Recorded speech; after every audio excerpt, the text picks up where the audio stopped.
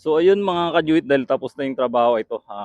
Inihanda ko yung pagkain nila Sunny at Sandy at gumawa na rin ako ng kanilang pagkainan para hindi na ako aakyat pa dun sa aming accommodation. Diretso na ako magpakain sa kanila. So ganito yung magiging routine natin araw-araw mga kajuit kapag paalis ng trabaho, sisilipin ko sila. Tapos pag pauwi naman, eh, bibigyan ko din sila ng kanilang pagkain. So, let's go mga kajuit! Ito, papalabas na ako ng aming factory na kung saan dito po ako nagtatrabaho mga kajuit.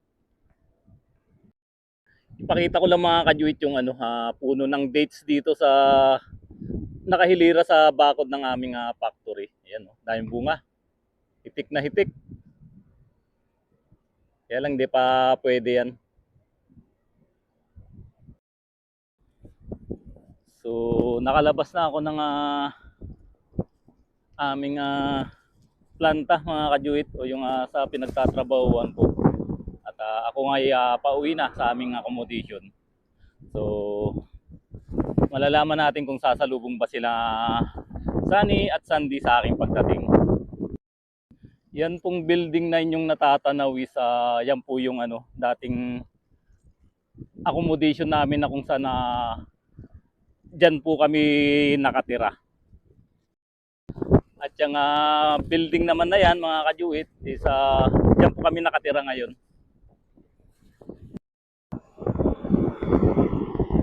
Yan yung mga gusali na yan. At the same time po mga kajuit nag-stay sila Sunny at Sandy doon sa harap ng guardhouse. Ayan, malapit na ako. Kaya lang maraming nakatambay dyan. Sumukhang nandun kasi tinatanaw-tanaw nung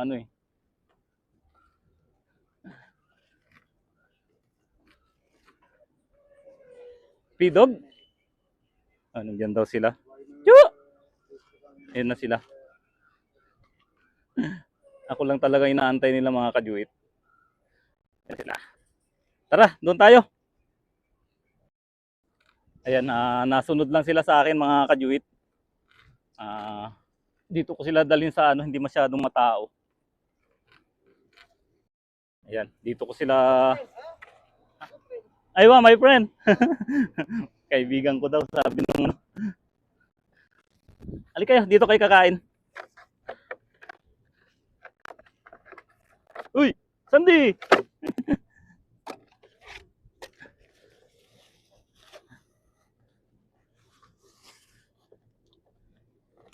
Ate kayo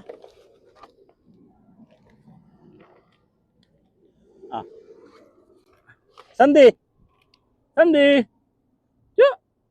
Sandy! Sandy!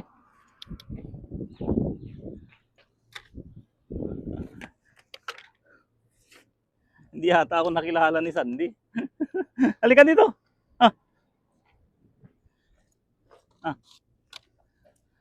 So yun, kumakain na. Antayin ko muna silang matapos mga kajuit kasi pag aalis ako, susunod na rin sila kaagad. So hindi na kukuha na ng si Sandy. Kumakain po siya.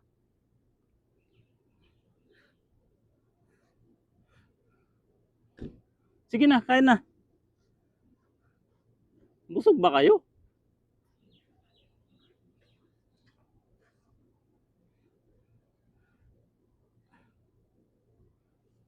Sandy, halika dito.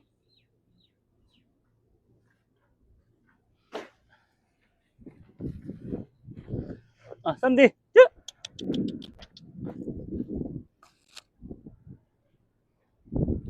Ayan ang kainin mo. Sige na, at matapos to ako naman yung kukuha ng pagkain.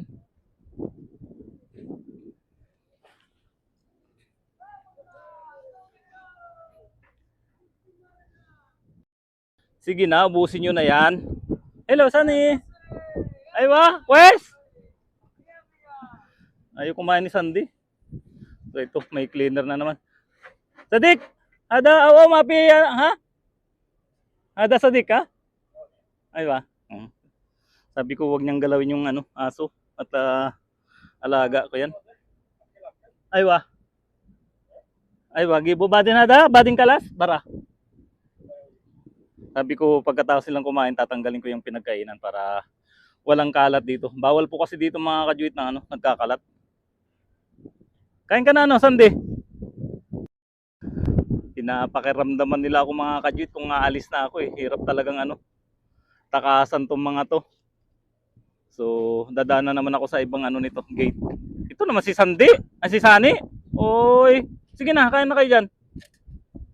Kailangan kong ano, patapusin na. Ay, ang kulit ni Sani. At dahil sigurado nga hanapan nyo ng tubig mga kajuit, siyempre may dala-dala tayong tubig. Ah,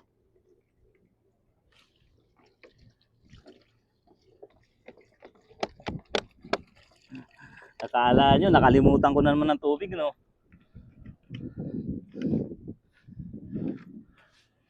Ayun, mas gusto nila ng tubig.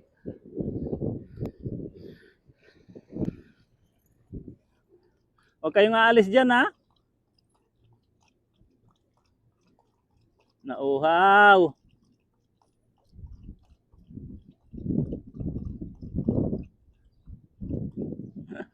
Gusto pala ng tubig mga kajuit. Hindi kasi ako pwedeng maglagay ng lagayan ng tubig po doon sa ano nila. Mas lalo kaming masisita. Kakagigil si Shoni, si Shoni. Tayong. So paano mga kajuit, hanggang dito na lang at ako naman yung ano, magpiprepare para sa aking breakfast.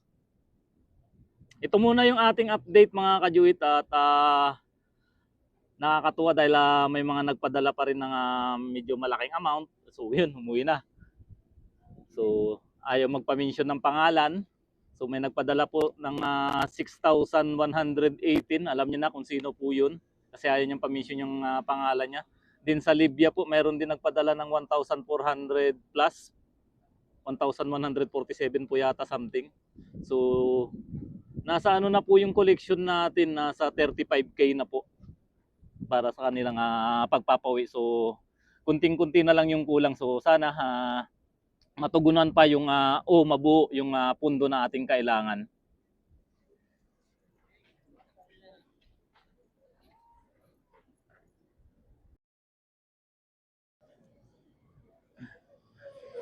Ayun sila mga kajuit. So natakasan ko din, duman ako doon sa kabilang gate. So pag maramdaman naman kasi ako niya, susunod na naman sa akin. Ayan yung brown at itim mga kajuit, sila yan. Nakahiga na. Tapos na silang kumain yan.